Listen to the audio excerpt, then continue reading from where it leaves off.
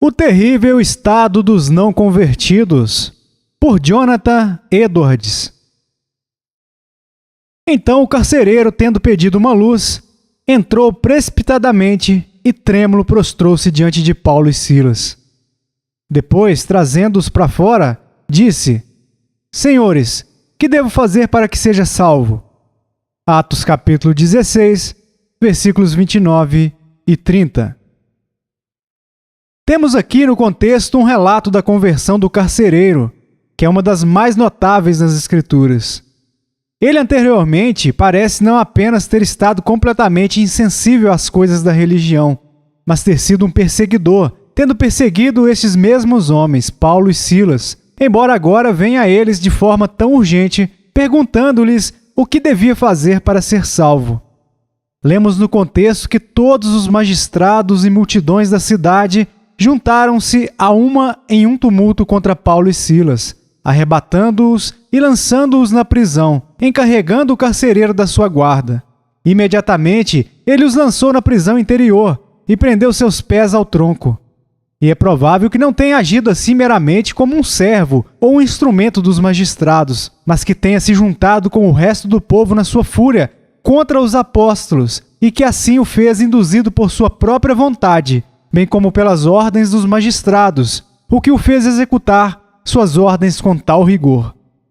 Mas quando, à meia-noite, Paulo e Silas oravam e cantavam louvores, repentinamente houve um grande terremoto, e Deus abriu de forma tão maravilhosa as portas da prisão, e todas as cadeias foram afrouxadas. O carcereiro ficou extremamente aterrorizado, e em uma espécie de desespero estava prestes a se matar. Mas Paulo e Silas gritaram para ele: Não te faças mal algum, pois estamos todos aqui. Então pediu uma luz e saltou dentro, como temos o relato no texto. Podemos observar, primeiro, o objeto de sua preocupação. Ele está ansioso acerca de sua salvação. Está aterrorizado por sua culpa, especialmente por sua culpa no maltrato destes ministros de Cristo. Está preocupado em escapar desse estado de culpa, o estado miserável que se encontrava devido ao pecado. Em segundo lugar, o senso que tem do horror do seu estado atual. Isso ele manifesta de diversas maneiras. Primeiro, por sua grande pressa em escapar desse estado, por seu afã em inquirir o que deve fazer. Ele parece estar tolhido pela mais premente preocupação, sensível à sua presente necessidade de libertação, sem qualquer adiamento. Antes estava quieto e seguro em seu estado natural, mas agora seus olhos foram abertos. Está na mais urgente pressa. Se a casa estivesse em chamas sobre sua cabeça, não poderia ter sido mais diligente ou estar mais apressado. Se apenas tivesse andado, poderia logo ter chegado a Paulo e Silas para perguntar-lhes o que devia fazer. Mas estava em grande pressa para andar apenas ou correr, pois saltou. Pulou para o lugar em que estavam. Ele fugia da ira, fugia do fogo da justiça divina, e por isso apressava-se como alguém que foge pela sua vida. 2. Pelo seu comportamento e gesto diante de Paulo e Silas, ele se prostrou, que tenha se prostrado diante daqueles a quem havia perseguido, e atirado à prisão interior e prendido os pés ao tronco. Mostra qual era o estado de sua mente. Mostra alguma grande perturbação que o alterou de tal maneira que o levou a isto. Estava, por assim dizer, despedaçado pela perturbação de sua mente, em um senso do horror de sua condição. Número 3. Sua maneira urgente de inquiri-los acerca do que devia fazer para escapar dessa condição miserável. Senhores, que devo fazer para ser salvo? Estava tão perturbado que foi levado a se dispor a qualquer coisa, ter a salvação em qualquer termo e por qualquer meio, mesmo que difícil. Foi levado, por assim dizer, a escrever uma fórmula e entregá-la a Deus, para que ele prescrevesse seus próprios termos. Doutrina: os que estão em um estado natural estão em uma condição terrível. Isto me esforçarei para provar por uma consideração particular do estado e condição das pessoas não regeneradas. Primeiro, quanto ao seu estado atual neste mundo. Segundo, quanto às suas relações com o mundo futuro. Primeiro, a condição daqueles que não são convertidos é terrível no mundo presente. Primeiro, devido ao estado depravado de suas naturezas. Os homens, quando vêm ao mundo, têm naturezas terrivelmente depravadas. O homem, em seu estado primitivo, era uma peça nobre de habilidade divina, mas pela queda está horrivelmente desfigurado. É triste pensar que uma criatura tão excelente deve estar tão arruinada. O horror dessa condição na qual se encontram os não convertidos neste respeito prova-se pelo seguinte. Primeiro, o horror de sua depravação evidencia-se pelo fato de serem tão insensivelmente cegos e ignorantes. Deus deu ao homem a faculdade da razão e do entendimento, que é uma nobre faculdade. Por ela, ele se diferencia de todas as outras criaturas inferiores. É exaltado em sua natureza acima delas e é neste aspecto semelhante aos anjos, capacitado a conhecer a Deus e conhecer as coisas eternas e espirituais. Deus lhe deu entendimento para este fim, para que o pudesse conhecer e conhecer as coisas celestiais, e o fez capaz de compreendê-las como quaisquer outras. Mas o homem degradou a si mesmo e perdeu sua glória neste respeito. Tornou-se ignorante da excelência de Deus à maneira das próprias feras. Seu entendimento está cheio de obscuridade. Sua mente está cega. Está completamente cego para as coisas espirituais.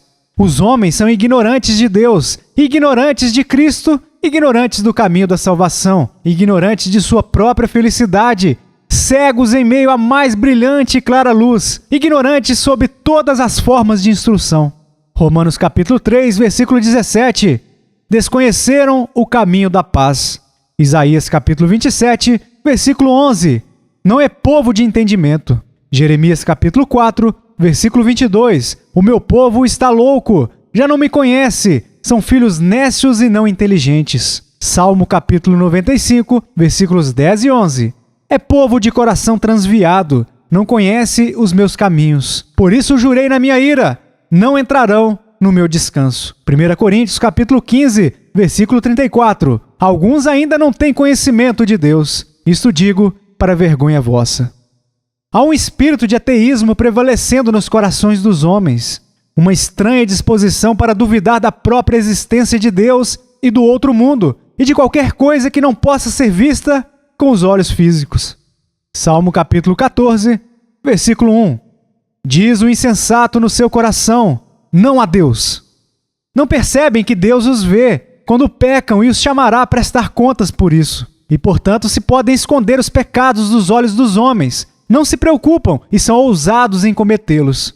Salmo capítulo 94, versículos 7, 8 e 9. E dizem, o Senhor não o verá, nem para isso atentará o Deus de Jacó. Atendei, ó brutais dentre o povo, e vós, loucos, quando sereis sábios? Aquele que fez o ouvido não ouvirá? E o que formou o olho não verá? Salmo capítulo 73, versículo 11. E diz, como sabe Deus? Acaso há conhecimento do Altíssimo? São tão insensivelmente incrédulos das coisas futuras do céu e do inferno que comumente preferem correr o risco da condenação a serem convencidos. São estupidamente insensíveis da importância das coisas eternas.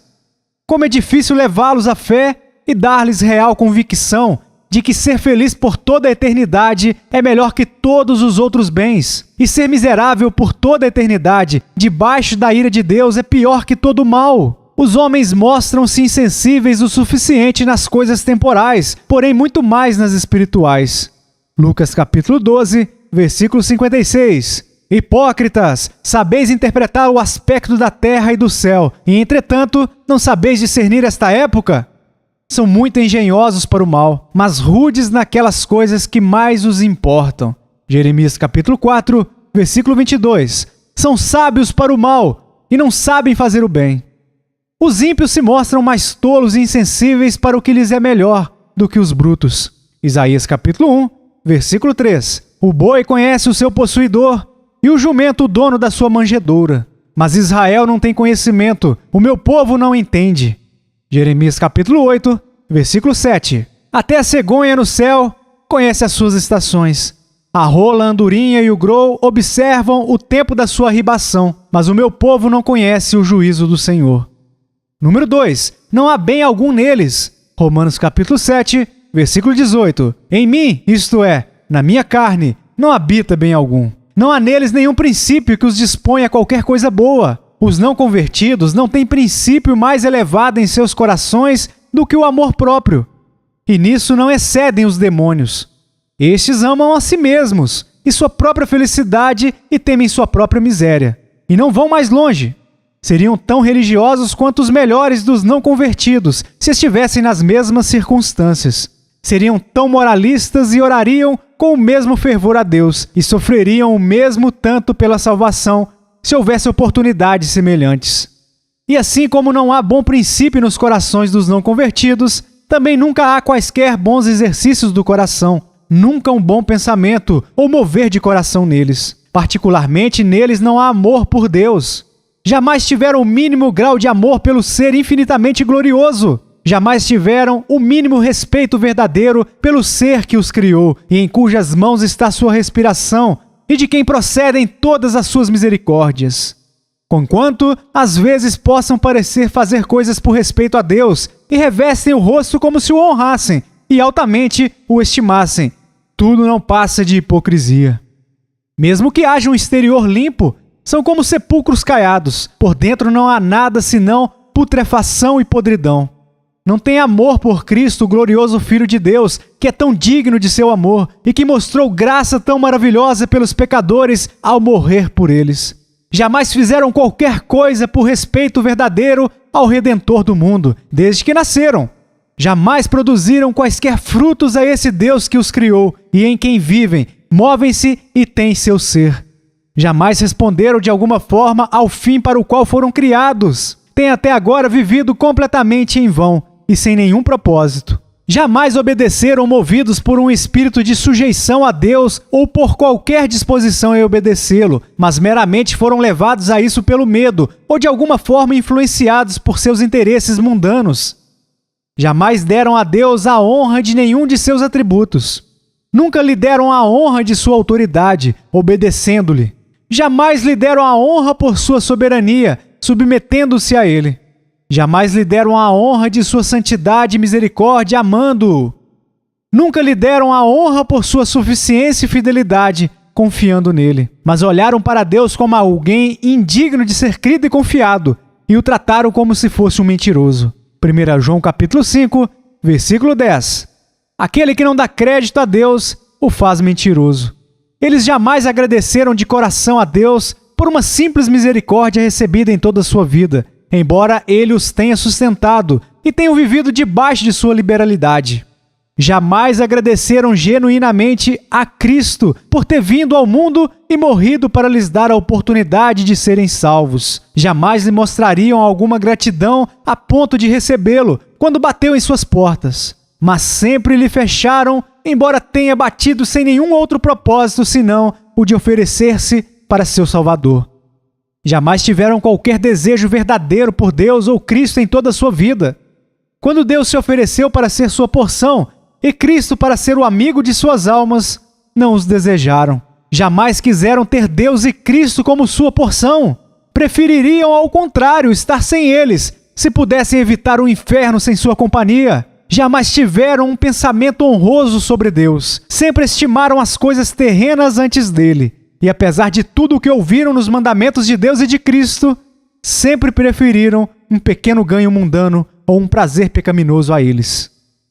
Número 3. Os não convertidos estão em uma condição terrível devido à horrível impiedade que há neles. Primeiro, o pecado possui uma natureza terrível, e isso se dá porque é cometido contra um Deus infinitamente grande e santo. Há na natureza do homem inimizade, desprezo e rebelião contra Deus. O pecado se levanta como um inimigo do Altíssimo. É terrível para a criatura ser inimiga do Criador ou ter no coração algo como uma inimizade, como ficará bem claro se considerarmos a diferença que há entre Deus e a criatura, e como as criaturas, comparadas a Ele, são como pó da balança, como nada, menos do que nada, um vácuo. Há um mal infinito no pecado. Se víssemos a 100ª parte do mal que há no pecado, isso nos tornaria sensíveis que aqueles que têm qualquer pecado, ainda que seja mínimo, estão em uma condição terrível. Segundo, os corações dos não convertidos estão completamente cheios de pecado. Se tivessem apenas um pecado neles, seria suficiente para tornar suas condições muito terríveis. Mas têm não apenas um pecado, mas todo tipo de pecado. a todo tipo de desejo carnal. O coração é um mero poço de pecado, uma fonte de corrupção de onde emerge todo tipo de córregos imundos. Marcos capítulo 7, versículos 21 e 22. Porque de dentro do coração dos homens é que procedem os maus desígnios, a prostituição, os furtos, os homicídios, os adultérios, a avareza, as malícias, o dolo, a lascívia, a inveja, a blasfêmia, a soberba, a loucura. Não há um desejo maligno no coração do diabo que não esteja no coração do homem. Os homens naturais são a imagem do diabo. A imagem de Deus é demolida e a imagem do diabo é estampada nele. Deus graciosamente se agrada em restringir a impiedade dos homens, especialmente pelo temor e respeito que tem pelos seus créditos e reputações e pela educação. Não fosse tais restrições, não haveria tipo de impiedade que os homens não cometeriam quando lhes viessem ao encontro. A prática daquelas coisas que os homens agora, a simples menção, prontamente ficam chocados quando ouvem o relato, seria comum em geral. E a terra seria um tipo de inferno. Se não temesse, o que o homem natural não faria? Mateus capítulo 10, versículo 17. Acautelai-vos dos homens. Os homens têm não apenas todo tipo de luxúria e disposições ímpias e perversas em seus corações, mas as têm em um grau desesperador. Não há apenas o orgulho, mas um grau fantástico dele. Orgulho tal que o dispõe a colocar-se acima até mesmo do trono do próprio Deus. Os corações dos não convertidos são meras sarjetas de sensualidade. O homem se tornou como as feras ao colocar sua felicidade nas diversões sensuais. O coração está cheio das paixões mais repugnantes. Suas almas são mais vis e abomináveis que a de qualquer réptil. Se Deus abrisse uma janela no coração, de forma que pudéssemos contemplar o seu interior, seria o espetáculo mais repugnante que já se viu sob nossos olhos. Não há apenas malícia nos corações dos homens naturais, mas uma fonte dela. Os homens merecem, portanto, a linguagem aplicada a eles por Cristo, em Mateus capítulo 3, versículo 7. Raça de víboras, quem vos induziu a fugir da ira vindoura? Em Mateus capítulo 23, versículo 33. Serpentes, raça de víboras. Eles, não fosse pelo medo e outras restrições, não apenas cometeriam toda sorte de pecado, mas a que grau, a que distância não procederiam? O que impede um homem natural de abertamente blasfemar contra Deus, como faz qualquer um dos demônios? Sim, de destroná-lo, se fosse possível, e não houvesse o medo e outras restrições no caminho. Sim, não aconteceria isso com muitos dos que agora aparecem com um rosto justo, falando muito de Deus, com muitas pretensões de adorá-lo e servi-lo. A grande impiedade dos homens naturais aparece abundantemente nos pecados que cometem, não obstante todas essas restrições. Todo homem natural, se refletir, pode ver o suficiente para mostrar-lhe como é excessivamente pecador. O pecado flui do coração com tanta constância como a água flui de uma fonte. Jeremias capítulo 6, versículo 7. Como o poço conserva frescas as águas, assim ela a sua malícia. E essa impiedade que abunda dessa maneira nos corações tem domínio sobre eles. São escravos dela. Romanos capítulo 7, versículo 14. Eu, todavia, sou carnal, vendido à escravidão do pecado. Estão de tal maneira debaixo do pecado que são conduzidos por suas luxúrias em um curso contra suas próprias consciências e contra seu próprio interesse. Apressam-se em direção à própria ruína, e isso ao mesmo tempo em que suas próprias razões lhes advertem que isso provavelmente será sua perdição. 2 Pedro capítulo 2, versículo 14. Insaciáveis no pecado. Devido ao fato dos ímpios estarem de tal maneira sob o poder do pecado, o coração humano é descrito como desesperadamente corrupto em Jeremias capítulo 17, versículo 9, e Efésios capítulo 2, versículo 1. Diz: estáveis, mortos nos vossos delitos e pecados. Número 3. Os corações dos não convertidos são terrivelmente endurecidos e incorrigíveis. Nada a não ser o poder de Deus os moverá. Apegar-se-ão ao pecado e continuarão nele, aconteça o que acontecer. Provérbios capítulo 27, versículo 22. Ainda que pises o insensato com mão de grau entre grãos pilados de cevada, não se vai dele a sua estultícia. Não há nada que abale seus corações e nada que os leve à obediência, quer sejam misericórdias ou aflições, ameaças ou chamados e convites da graça, reprovação ou paciência e longanimidade, ou conselhos e exortações paternais. Isaías capítulo 26, versículo 10. Ainda que se mostre favor ao perverso, nem por isso aprende a justiça. Até na terra da retidão, ele comete a iniquidade e não atenta para a majestade do Senhor. Em segundo lugar, o estado relativo dos não convertidos é terrível. Isso será evidente se considerarmos, primeiro, seu estado relativo com respeito a Deus. E isso por quê? 1. Eles estão sem Deus no mundo. Não têm interesse ou parte com Deus. Ele não é o Deus deles. Ele próprio declarou que não o seria. Oséias capítulo 1, versículo 9. Deus e os crentes têm uma relação pactual mútua e direito um ao outro. Eles são o seu povo e ele é o Deus deles. Mas não é o Deus pactual daqueles que estão em um estado natural. Há uma grande alienação e estranhamento entre Deus e os ímpios. Ele não é seu pai e porção. Não tem nada com que possam questioná-lo. Não tem direito a nenhum de seus atributos. O crente pode reivindicar um direito no poder de Deus, em sua sabedoria e santidade, sua graça e amor. Tudo é renovado para ele, em seu benefício. Mas o não convertido não pode reivindicar direito algum a qualquer das perfeições de Deus. Não tem Deus para defendê-los e protegê-los neste mundo mau, para defendê-los do pecado, de Satanás ou de qualquer mal. Não tem Deus para guiá-los e orientá-los em quaisquer dúvidas ou dificuldades, para confortá-los e apoiar suas mentes nas aflições. Estão sem Deus em todas as suas ocupações, em todos os negócios que realizam, em seus assuntos familiares e em todos os seus projetos pessoais, nas suas preocupações exteriores e nas preocupações de suas almas. Como poderia uma criatura ser mais miserável do que estando separada de seu Criador e não ter um Deus a quem possa chamar de seu? É miserável de fato aquele que vagueia pelo mundo, sem um Deus para velar por si, e ser seu guia e protetor, e abençoá-lo nos seus afazeres. A própria luz da natureza ensina que o Deus de um homem é seu tudo. Juízes capítulo 18, versículo 24. Os deuses que eu fiz me tomastes. Que mais me resta? Não há senão um Deus, e não tem direito algum a ele.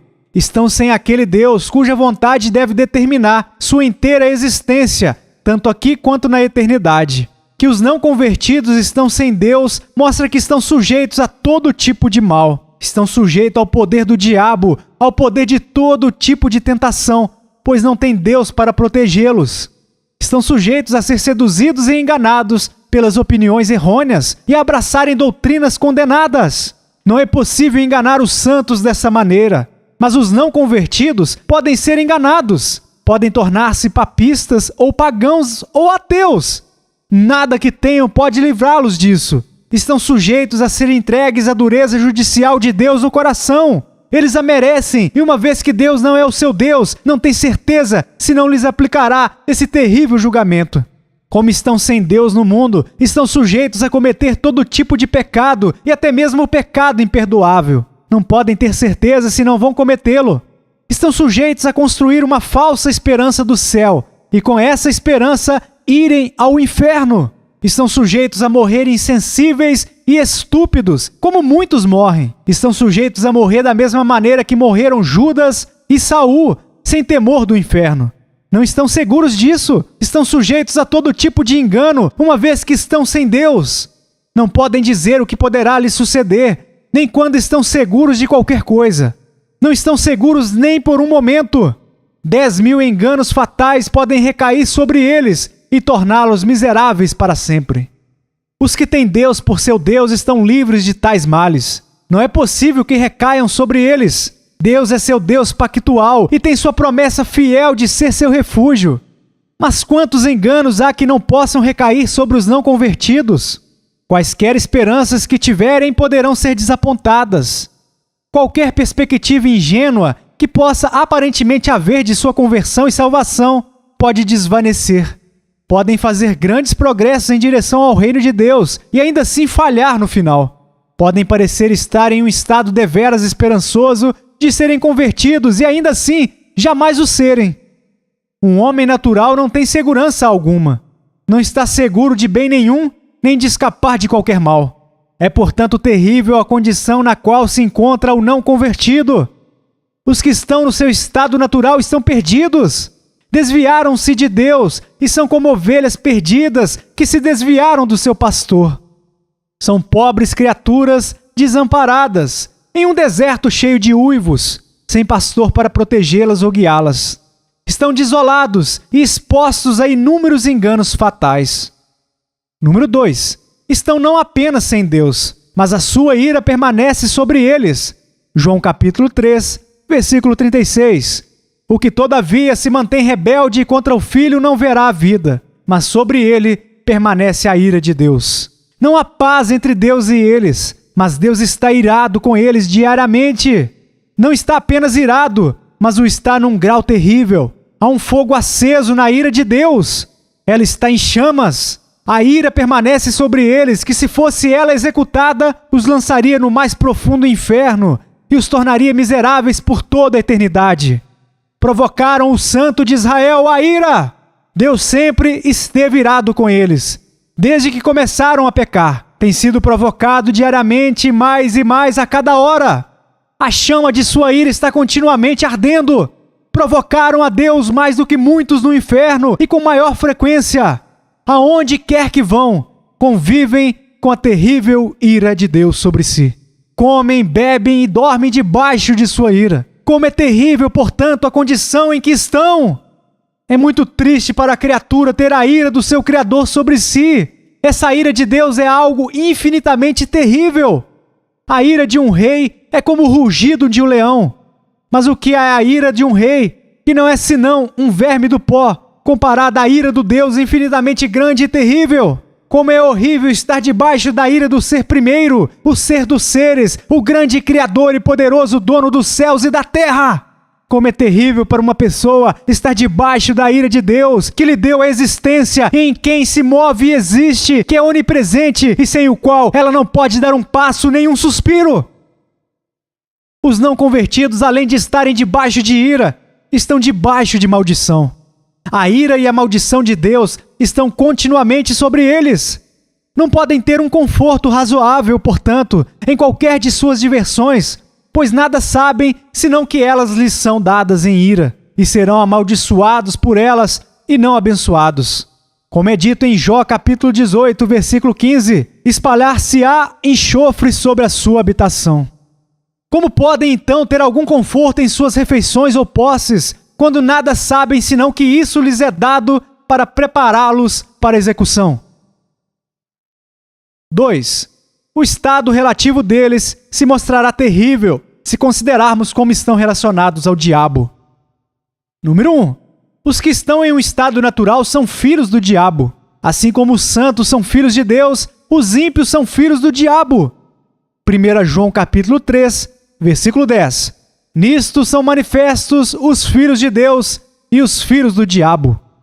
Mateus capítulo 13, versículos 38 e 39. O campo é o mundo, a boa semente são os filhos do reino, o joio são os filhos do maligno, o inimigo que o semeou é o diabo. João capítulo 8, versículo 44. Vós sois do diabo, que é vosso pai, e quereis satisfazer-lhe os desejos. São, por assim dizer, descendência do diabo, procedem dele.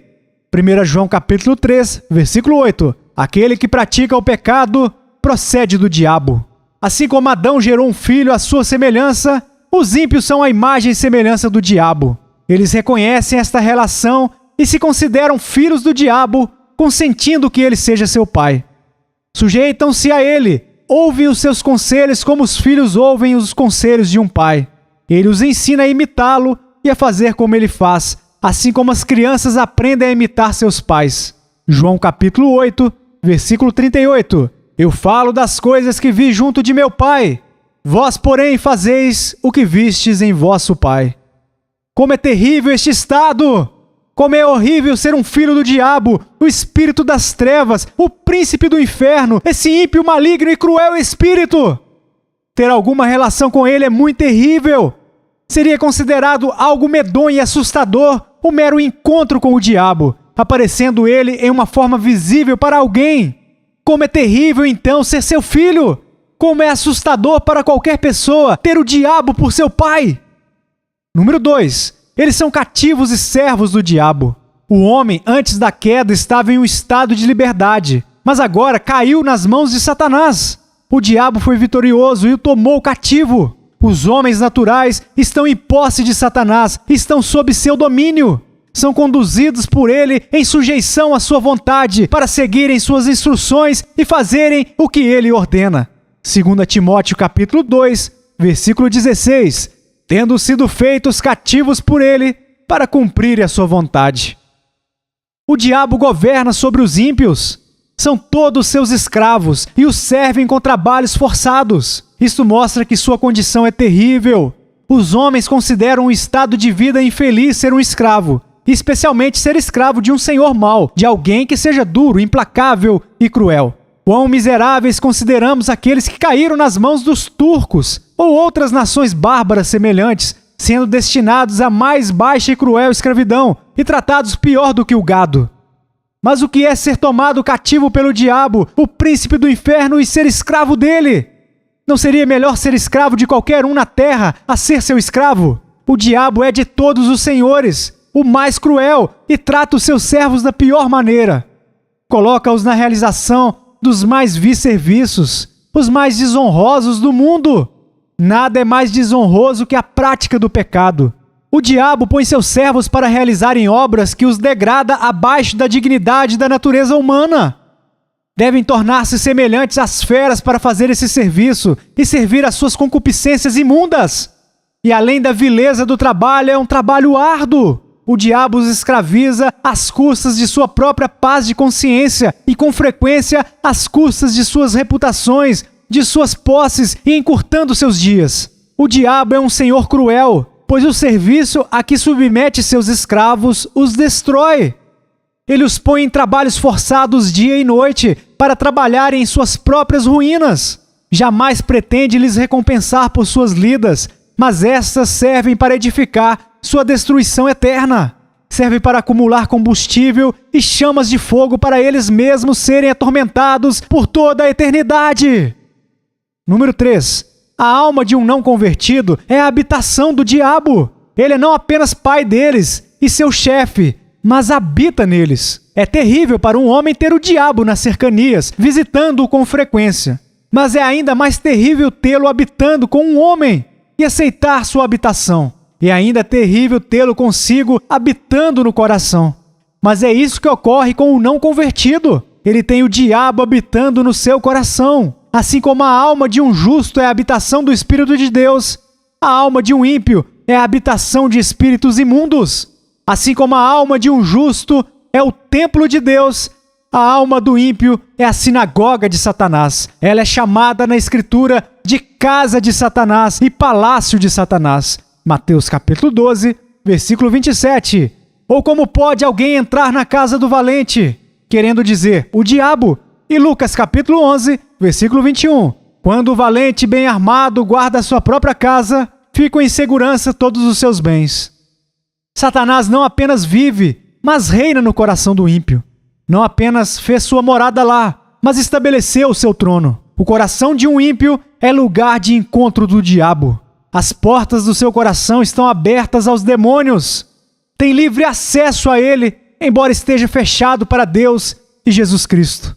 Há muitos demônios, sem dúvidas, que se relacionam com um ímpio e seu coração é lugar de encontro deles. A alma de um ímpio é, como se diz da Babilônia, a habitação dos demônios e a casa de todo espírito imundo, e um ninho de toda ave imunda e odiosa. Assim terrível é a condição de um homem natural, por causa da relação em que ele está com o diabo.